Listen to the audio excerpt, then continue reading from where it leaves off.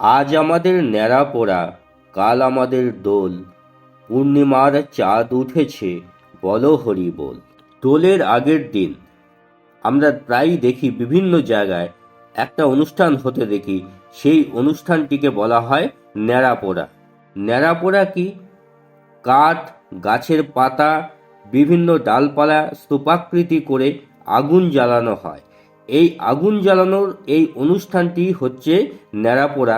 অবাঙালিরা, হিন্দিভাষী লোকেরা এটিকে বলেন হোলিকা দহন। আজকের ভিডিওতে জানব হোলিকা দহন বা ন্যাড়াপোড়ার তাৎপর্য কি এবং কেনই বা করা হয় এই অনুষ্ঠান। যাই হোক, শুরু করছি আজকের এই ভিডিওর বিস্তারিত আলোচনা। প্রথমে পৌরাণিক এক ঘটনার মাধ্যমে এই বিষয়টি তুলে ধরছি। হিরণ্যকশিপুর হলেন দৈত্যরাজ, আর হিরণ্যকশিপুরের স্ত্রী কয়াধু। তাদের পুত্র প্রহ্লাদ, ইনি হলেন ভক্ত প্রহ্লাদ এবং পরে হয়েছিলেন প্রহ্লাদ মহারাজ। এই ভক্ত প্রহ্লাদের পিতা হিরণ্যকশিপুর ছিলেন প্রবল বিষ্ণু বিদ্বেষী, আর তার পুত্র প্রহ্লাদ প্রবল বিষ্ণু অনুরাগী ও বিষ্ণু প্রেমী। প্রহ্লাদের এই বিষ্ণু প্রেমী হল হিরণ্যকশিপুরের কাছে অত্যন্ত বেদনার। বিষ্ণু বিদ্বেষী হিরণ্যকশিপুর কোনোভাবেই মেনে নিতে পারছিলেন না পুত্রের এহেন আচরণ। প্রহ্লাদের মন থেকে বিষ্ণুপ্রীতি মুছে ফেলার জন্য বহু চেষ্টা করেছিলেন দৈত্যরাজ হিরণ্যকশিপুর, কিন্তু কোনো চেষ্টাই ফলপ্রসূ হয়নি। তখন বাধ্য হয়ে হিরণ্যকশিপুর তার পুত্র প্রহ্লাদকে প্রাণে মেরে ফেলবার সংকল্প নিয়েছিলেন। যেমন সুউচ্চ পর্বত থেকে নিক্ষেপ করে, কখনো বিষধর সর্পের মাঝে, আবার কখনো মত্ত হস্তিতে পদপিষ্ট করে। কিন্তু প্রতিবারই কোনো অদৃশ্য শক্তি প্রহ্লাদকে রক্ষা করেছিল। হিরণ্যকশিপুরের সব চেষ্টাই যখন বিফল হয়েছিল, তখন শেষ চেষ্টা কি সেটা হলো প্রহ্লাদকে আগুনে পুড়িয়ে মারবার।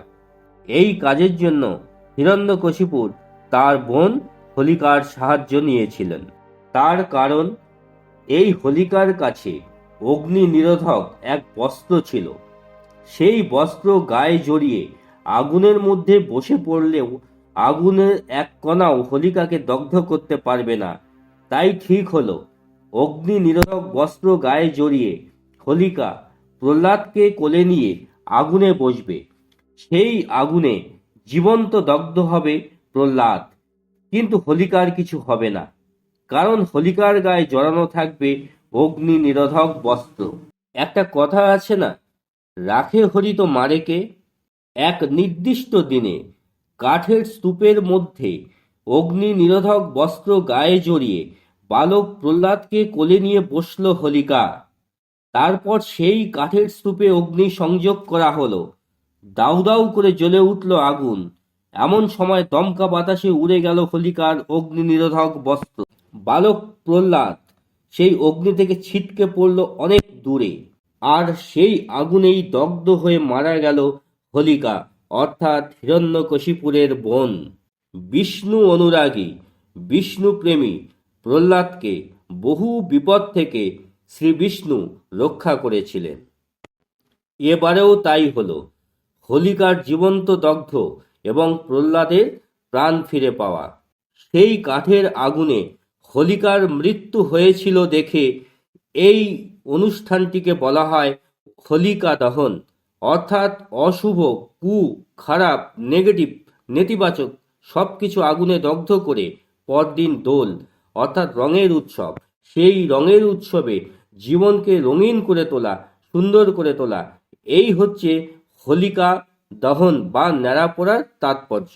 যাই হোক বন্ধুরা, আজকের এই সংক্ষিপ্ত ভিডিওতে সংক্ষেপে এই বিষয়টি তুলে ধরলাম। আশা করি বিষয়টির জিস্ট বোঝা গেছে। এই হলো হোলিকা দহনের মূল উদ্দেশ্য। ভিডিওটি যদি ভালো লেগে থাকে অবশ্যই একটা লাইক করবেন। যাই হোক, ভালো থাকবেন, ভালো রাখবেন। নমস্কার।